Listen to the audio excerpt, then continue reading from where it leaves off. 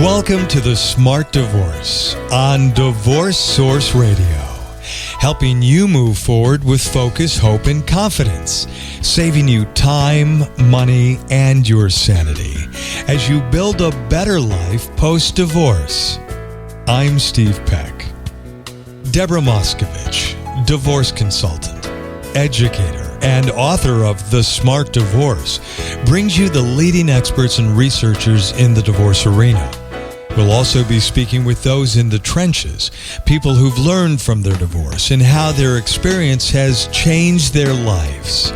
And they would tell you for the better. Deborah's learned that divorce can be a beginning, even if it looks like an end. Divorce can be rich in opportunity to learn and grow from. And we're going to explore how to take this information and create a positive post-divorce life. And now, here's Deborah. Steve, how are you today? I'm great. How are you, Deborah? I am fabulous because I've got an amazing show, a topic that we really never discussed, and it's about brain science. So not only are we talking about brain science, but we're talking about it with one of Canada's leading family law lawyers, Natalie Boutet. And Natalie was recently featured in Women's Post newspaper as one of Canada's top businesswomen. So not only is she an impressive lawyer, but she does so much. She works with the law firm Basman. She's been frequently called upon to advise the government and the Law Society of Upper Canada on policy development, and she regularly provides information to the media on legal matters. I know Natalie through a number of ways. She was a contributor to one of my smart guides for the Smart Divorce Resource Toolkit, which is really fabulous, and we'll get into it later because I want to talk about expectations and how that impacts the brain. But also she's the founder of the Neuro Family Law Institute, which was created to bring together practitioners that want to find ways to help separating families separate with less damage. Natalie, for sure, is a lawyer that wants to make a difference. Yeah, I've never heard of this angle before with the brain. No, so there's tremendous scientific knowledge about the brain, yet the legal system is slow at integrating it, and that's our topic for today. So, I'd love to talk to Natalie about what this means. And I'm so excited about it. Well, let's bring her on the air. Natalie, welcome to The Smart Divorce on Divorce Source Radio. Great. Well, thank you for having me, and thank you, Deborah, for the very generous introduction. It's all true. So, Natalie, we've known for years that our cognitive ability diminishes when we're experiencing strong emotion. Right. What are some of the causes of divorce and the brain patterns, and how does that all impact an individual? Right. So, there's two elements to your question. So the first one is how do our brains impact our separations and divorces? What happens is since our childhood we live through life. We have experiences, some good, some not so good, and all of our experiences are stored in our brain, and we would call that then that we have brain patterns. So some people would have a brain pattern of thinking, I'm not a good math student because their teacher told them they were not good in math. Or some people would say, gee, I'm a really fantastic creative writer because their teachers would have said, you're a creative writer. And they would have, right? You can see the point. So we have experiences, we live through trauma and joyful experiences, and they're all stored in our memory. And then what happens with our brain is, so that we don't have to relearn every experience, like you don't want to have to relearn that you have to put one foot in front of the other in order to walk, your brain will recall certain memories to facilitate your life. So in different situations, say you're at your work and someone gives you something to calculate really quickly, your brain is going to remember that you're not good at math, and you're going to freeze and you're going to panic. Or right, and then you're walking down the street and you see a guy that looks like the first guy who broke your heart when you were a kid and a teenager, and then you have this big pit in your stomach and you feel awful because your brain is telling you to be careful. This looks like a previous situation where you would have been hurt in the past. So then people get married and they have all of these stored up brain patterns and different ways of, being brought up and different expectations. And then surprise, surprise, life turns out sometimes not exactly how we wanted, and our loved ones, our spouses and our kids will trigger us.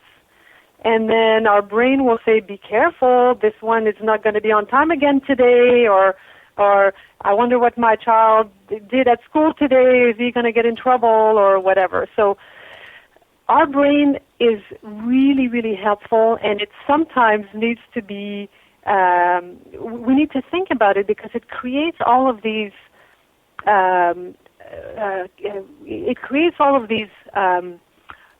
blocks in front of us so that we're not hurt again by situations that we perceived were hurtful in the past. So, and we come to see, sorry, am I speaking too much? You want to ask a question? No, this is good. This is good. I've got lots of questions stored up for you.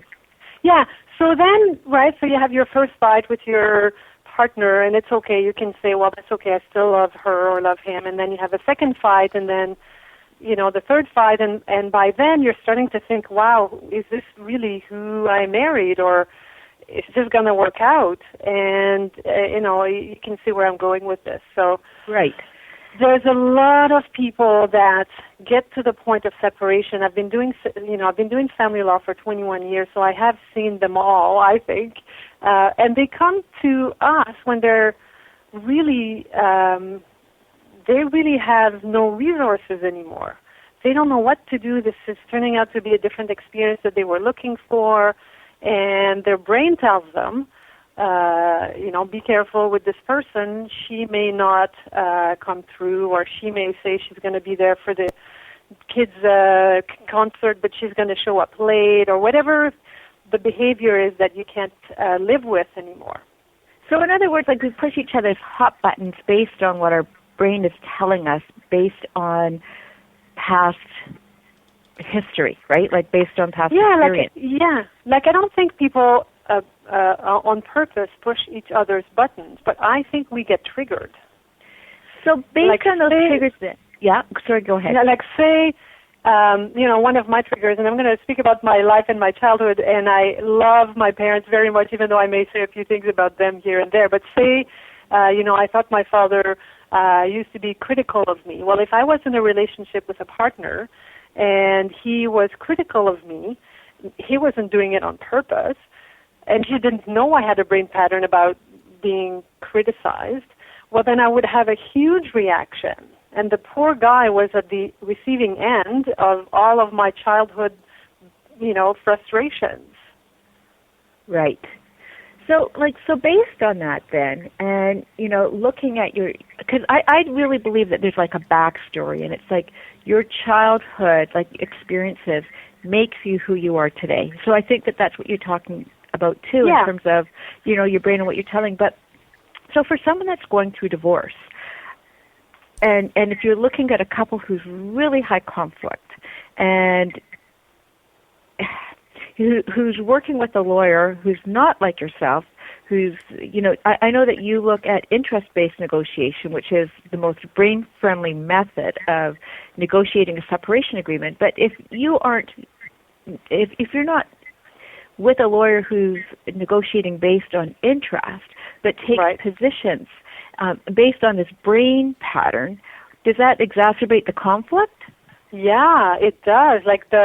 I find that, and I'm going to say that all of what I'm saying is with the best of respect that I have, the greatest of respect for my colleagues and my clients and all of that. It's all for illustration purposes. But, as a lawyer, I would be liable to get triggered either by my clients or by the other lawyer or by the opposing party or the judge or the mediator, right? If someone has a behavior that resembles something that annoys me from my past, if I'm not trained and if I'm not careful as a professional, I'm going to bring my own feelings on, I'm going to pile it up on top of all the other stuff that people have to deal with in that meeting or in that case, right? And then the clients, they totally get triggered also because they are very nervous. They're facing uncertain futures. They don't know what's going to happen to them. They don't know financially if they'll be okay, if their kids are going to be okay. So they're already so fragile, and it's the limbic system that is responsible for protecting in case of danger. So the brain thinks it's in complete danger. So it's already really heightened, a heightened sense of needing to be protected. All around them, they think they're going to be attacked. And so is that the lawyer's job then, is to protect the client? Because that's almost like the fight or flight syndrome, right? Yeah, exactly, right? So lawyers don't want to be counselors, right? They want to do their job. They want to find out how much money is owed and all that kind of stuff. So there's a fine line between what lawyers should do and shouldn't do. And the clients do have a responsibility to take care of themselves. There's a lot of resources outside for people to access. There's individual resources, there's group resources, there's written materials, right? So people are going to be triggered, and if they bring, unlimited emotions to their lawyers' meetings, they're going to be more expensive. They're going to take longer, right? If they bring their untamed fears of abandonment or fears of not having enough financial resources or fear of uncertainty, which are all, by the way, recognized as being as providing triggers for people. If they're not aware and they bring that to the table, it is going to make things more complicated. So this is really a higher level of awareness. So what do you suggest for listeners who absolutely love what you're saying, that, I need to address my fears, I need to confront them, I need to kind of change my brain pattern so that I don't have that fear, but it is realistic. It is realistic to think that I am worried about my funds. I am worried about money. I am worried about the impact of divorce on my kids. So, in terms of resources, what do you suggest to our listeners? So there's something really cool that's going on for people that are interested in new age developments. There's this thing called neuroplasticity. So if you Google that, you'll find thousands of hits, because it really is now a new science. So neuroplasticity is the ability of the brain to change and rewire. And there is a program in Toronto called The Next Program. It's called, so the website is www.thenextprogram.com, that is pioneering the use of neuroplasticity to help people change their behavior. So that's an example. Some people use more traditional methods like personal counseling, coaching. I know, Deborah, you work in that field. You help people go through a separation. I think that's very helpful. There are group meetings that people can go to. There's a lot of, I'm going to speak locally. In Toronto, there's a lot of associations that provide group meetings, and those seem to be providing some relief for some people. So I think you put your finger on it. The higher degree of awareness that people bring stuff to the table. Now, what if they don't even want to be at the table? What if people are struggling and they don't want a divorce? What do you do? Yeah. Well, that's so that's a two-pronged answer that I would like to give to that. Is there is very widespread knowledge or belief that people grieve a separation in ways that are almost not linear, but almost predictable, and people go through those stages of detachment or grief at different times. So the person who's going to announce the separation, probably they thought about it and they're already, thinking of their life without their partner, or probably thinking of that new house they've seen or something. They're further ahead in their detachment. And the person who does not want the separation is going to take way longer to get there. So both of these individuals will need to consider where the other person is at when they start the legal process. Because if you're the person who wants to move fast and you push too much the person who's hurting and can't get up in the morning, they're not going to be able to make any decisions. Their brain is going to be flooded with fear, and the amygdala and the limbic system is going to be activated, and they will not be able to think and reason because their frontal cortex is not going to be activated, right? So in other words, we need to understand and take care of the people that are hurting and suffering because they just can't.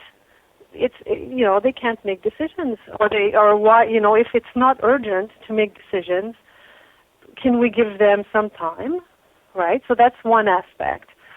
The other aspect is if you're the person hurting and suffering, and you see that there are decisions to be made, and the other person has a point that there are things to do, like maybe, it's choosing the school for the next year, or you need to enroll your kids in summer camps, or the mortgage payments are due or something, then they also have to say, yeah, I'm hurting and it's really, really difficult, but I do see that we have business to do.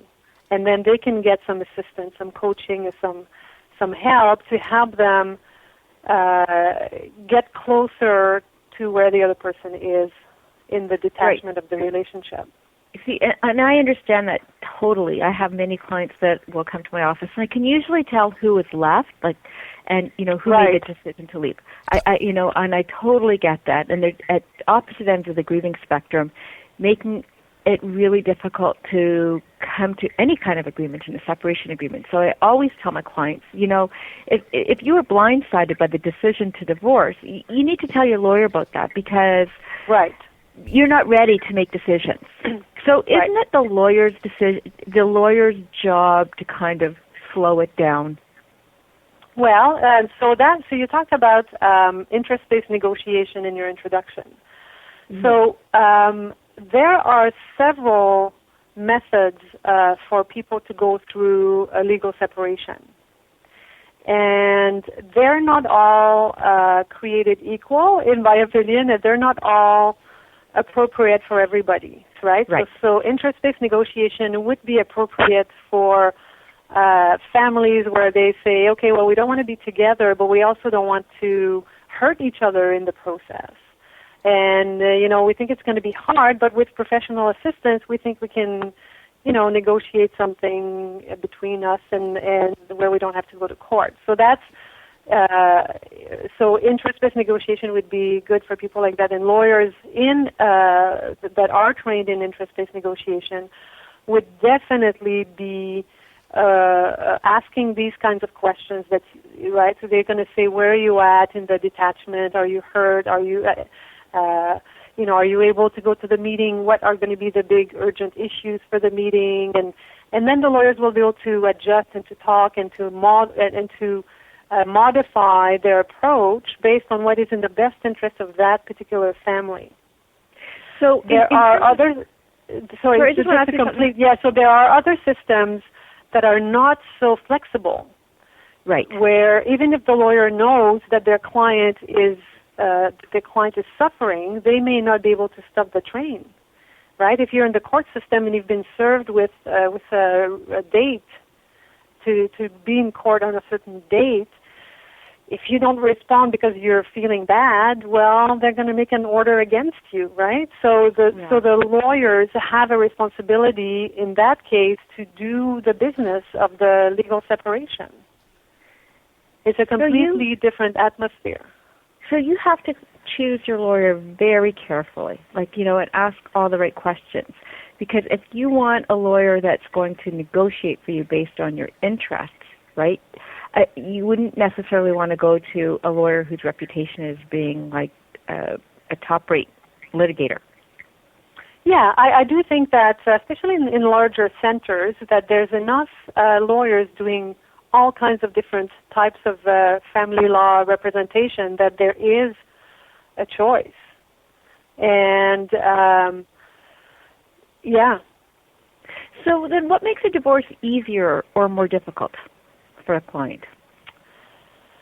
Well, I think that what I like to say is when people come to me in my first meeting with my clients, I always say this. I always say, there's a folklore, there's a theory in family law that 5% of the case, like the result and your agreement, what you're going to get, 5% only is based on the facts and the law.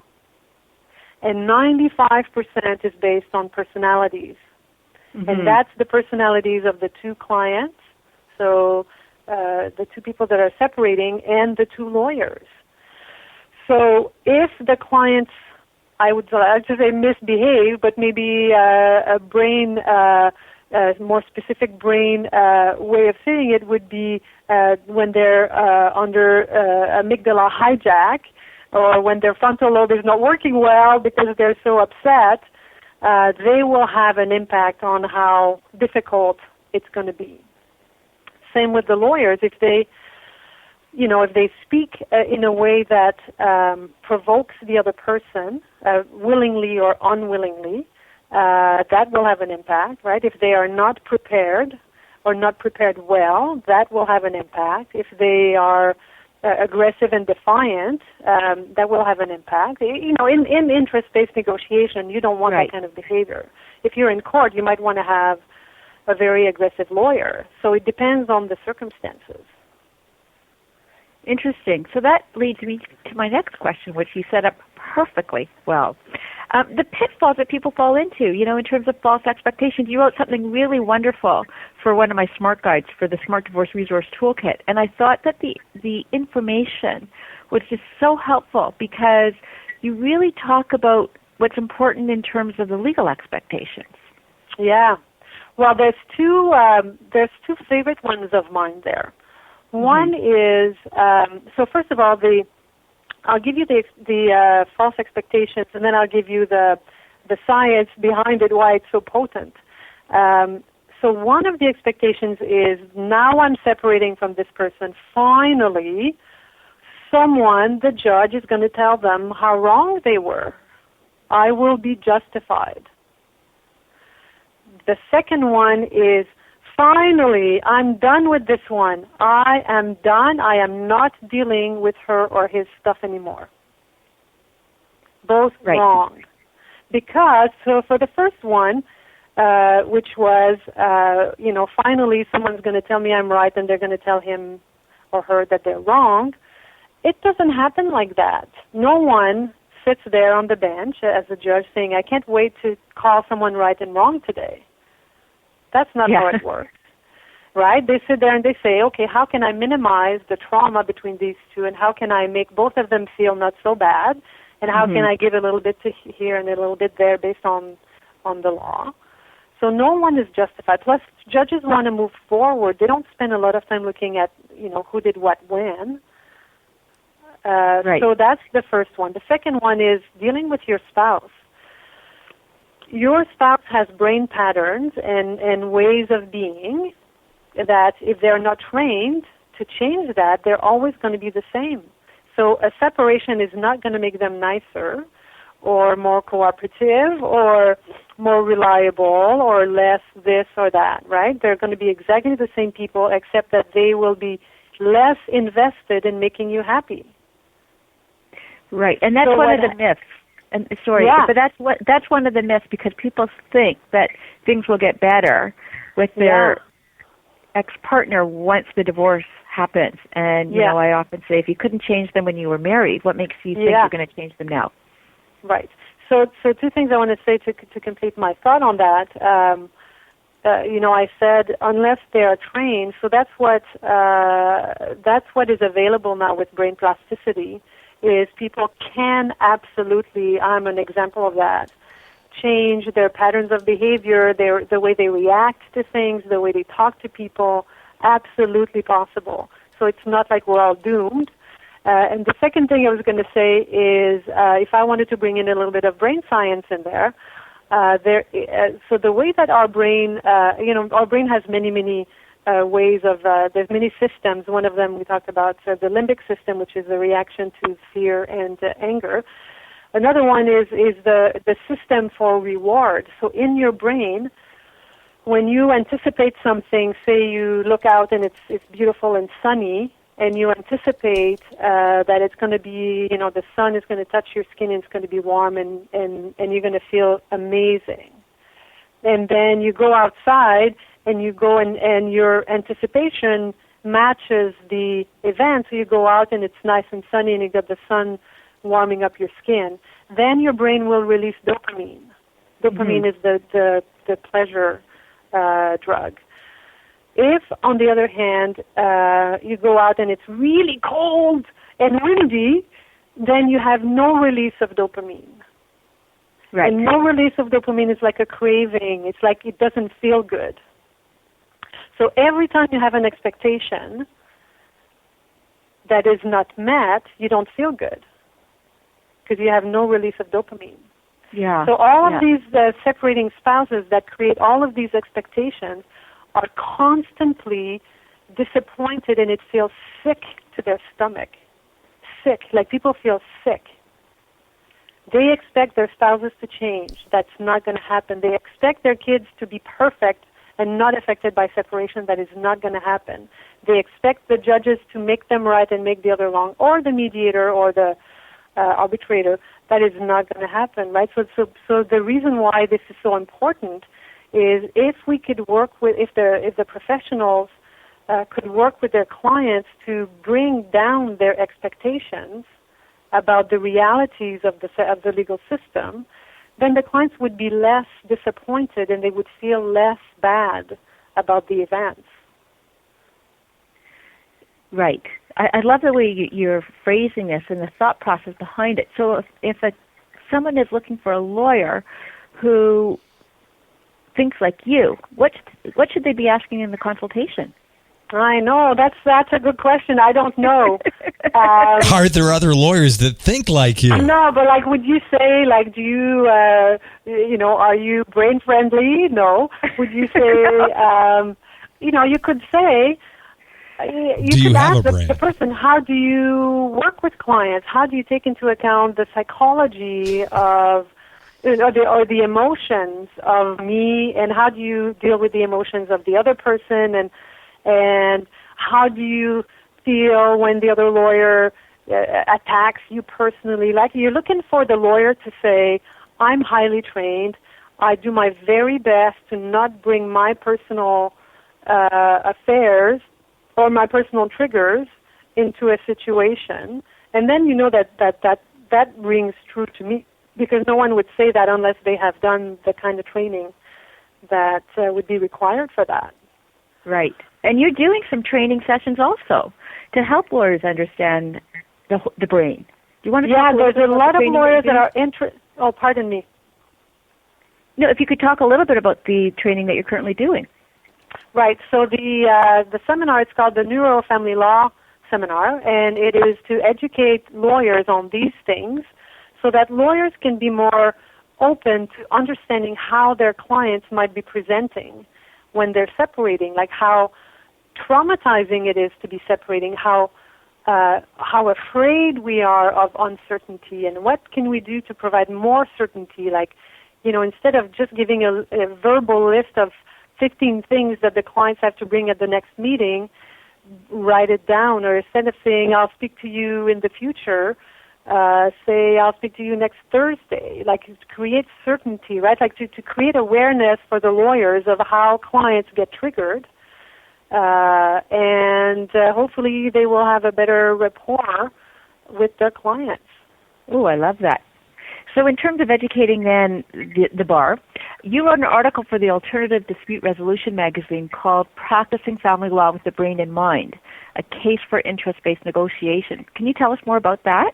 Yeah, so ADR is Alternative Dispute Resolution. So it's anything to do with resolving things outside of the court system. So in Ontario, I know it's not like that for all jurisdictions, but in Ontario, there's all kinds of ways to do alternative dispute resolution. We can do, negotiation with a lawyer. We can do mediation, and we can do arbitration. there is a system of negotiation that can be applied in all of these areas, maybe not so much arbitration, but the voluntary negotiation and mediation and collaborative law negotiation. We could use, for all of these, what we call interest-based negotiation. So that's the first book that was written about that I know of is called Getting to Yes. So that was Fisher and Urey were the two authors, Getting to Yes, and that's the base level, entry level to understanding interest-based negotiation. So I'm saying that it is the most brain-friendly method because we are allowed in that system. In fact, it's required to look at who's there. Who are the clients and who are they? What do they need? What do their children need?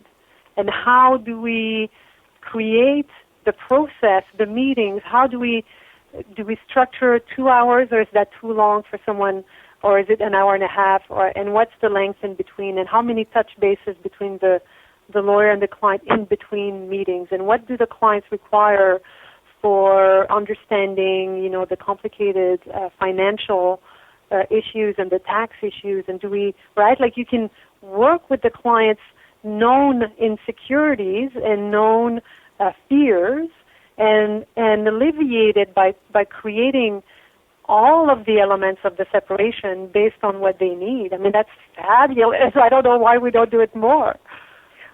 Well, that's treating the client as an individual rather than a file number, because you're looking at their needs rather than this is what I normally do for each file. So I've just done steps 1, 2, 3, and so now I'm going to do 4 and 5. Yeah. So now I do want to say one thing, because I'm making it sound amazing, and it is.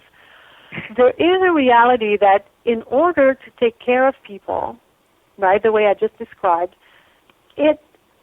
I don't want to say it's more expensive, because I think it's less expensive overall, but it does require the clients to trust that if you spend an extra 15 minutes on this emotion that's just resurfaced, that it will have a beneficial impact on your file, right? So some clients say, I don't want my lawyer to be my therapist.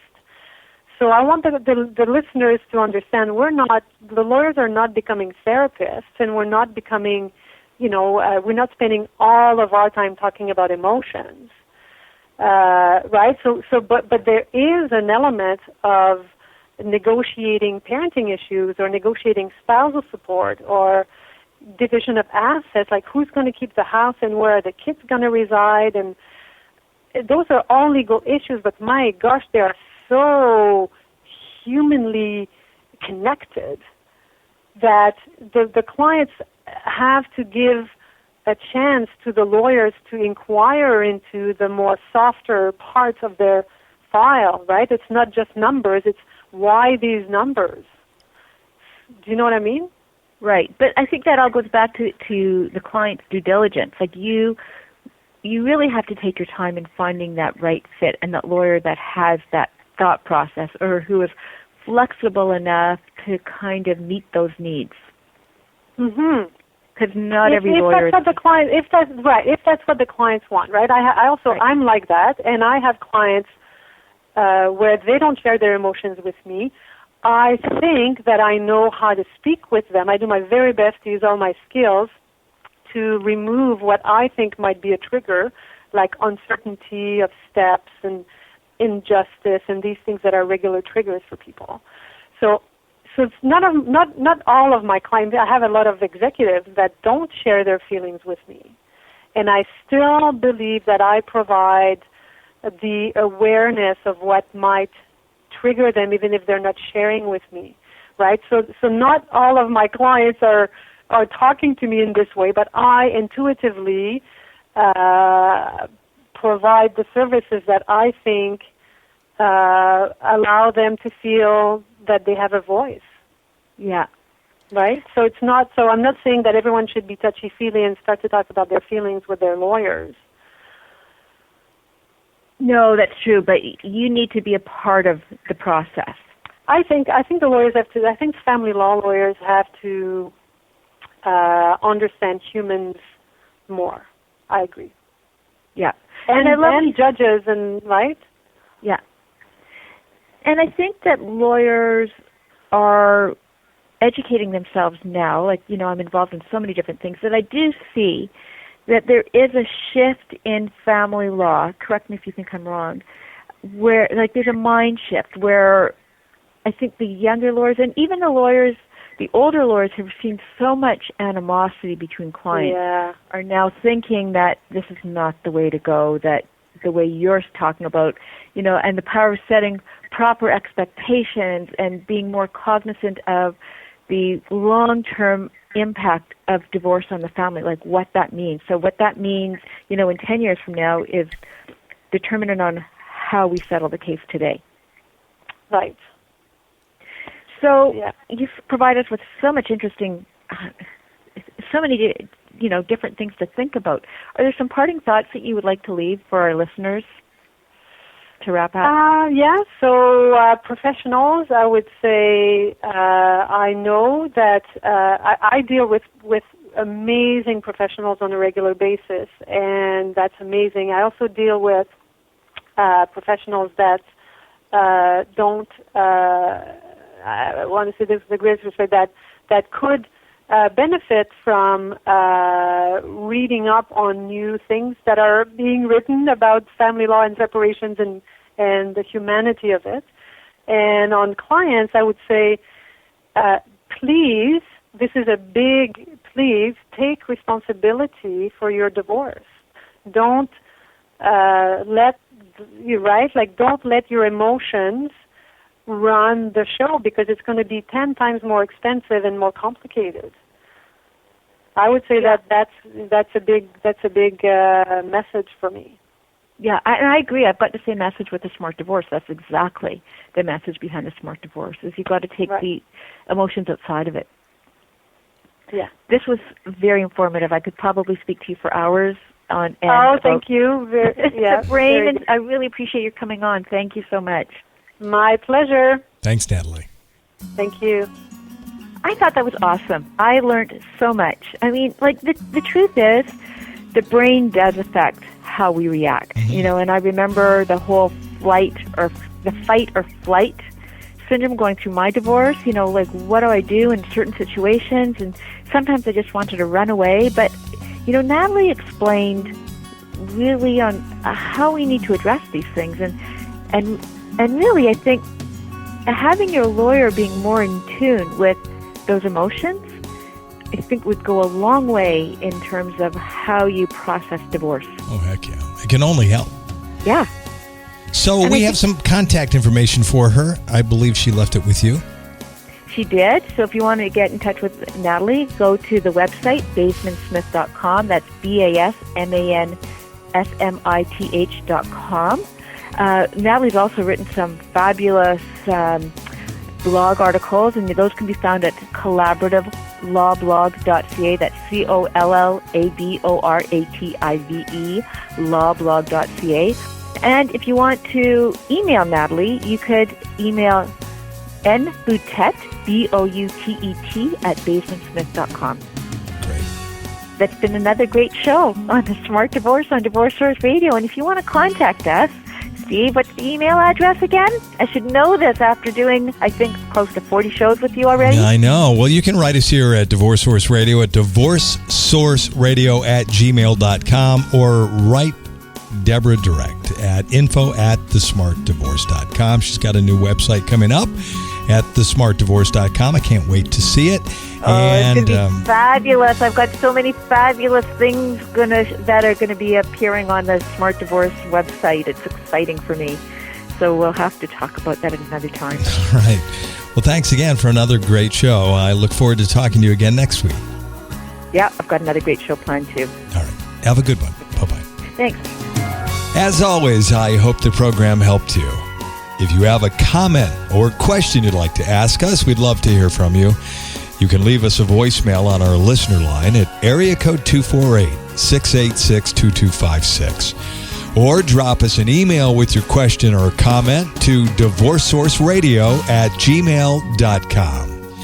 New programs are available every week on DivorceSourceRadio.com, as well as iTunes, BlackBerry, Stitcher, and all over the web. If you'd like to be notified when new programs are available, you can follow us on Twitter. Our follow word is Divorce Source. Also, if you're not listening from our website, I invite you to stop by DivorceSourceRadio.com, where you'll find a complete program archive. If you're looking for a specific subject, simply type it into our search engine, and chances are you'll find what you're looking for. We also have other resources available at our website as well. And while you're on our website, click on the Facebook icon and join the growing Divorce Source Radio Facebook community. Thanks for listening. Until next time, make it a great week and stay healthy. I'm Steve Peck.